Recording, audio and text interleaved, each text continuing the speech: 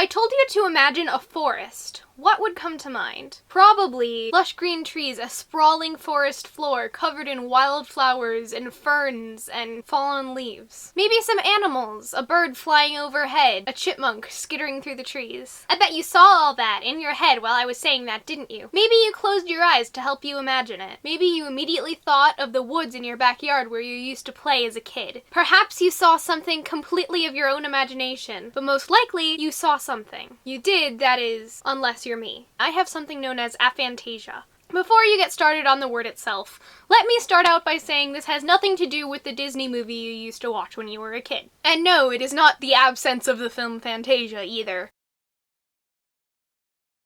Aphantasia means that one is incapable of seeing images in their head. In other words, they have a non-existent mind's eye. In fact, until quite recently, I thought the word mind's eye was just like a figure of speech. I didn't realize you could literally see things in your head. Whenever you're reading a good book, take Harry Potter for example, you were in the boats with Harry and Ron as they were crossing the lake and you saw Hogwarts for the first time. You could see the creepy old trees and the shiny silver substance on the ground when Harry was in his detention in the forest searching for the unicorn blood. You were probably scared out of your mind when you saw the troll or Voldemort's face on the back of Quirrell's head. I guess there I'm lucky. I pick up a book and sure, I get taken in by the words. I can get lost for hours at a time in a book, just like any of you can. The difference is, I'm not surrounded by pictures. My sister tells me she'll read a book and she can just like see what's happening in front of her eyes. I don't have that. Sometimes when I'm reading, I have to read the thing 3 or 4 times before I really process what it means.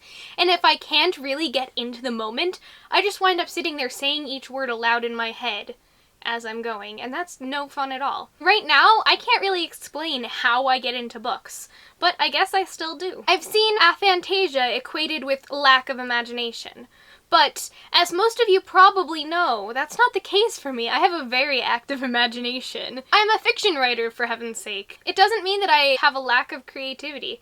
I just don't have the same pathways to creativity as you guys have. It does definitely make some aspects of creativity, like the drawing aspects, much harder. But hey, that's why I'm a writer, not an artist. Some refer to aphantasia as the opposite of a superpower, and while I definitely think that being able to see images in your head that aren't really there sounds like an awesome superpower, I don't really think of aphantasia as a disadvantage. I actually kind of think of it as a superpower in itself, because it allows me to see the world in different and more creative ways. I may just be making the best out of a strange situation, but I'm quite happy with my life. Please let me know down below if you find this interesting, or if you think maybe you have aphantasia yourself. I would love to compare experiences with someone. So, don't forget to like, comment, share, and subscribe, and I'll see you next week. Bye!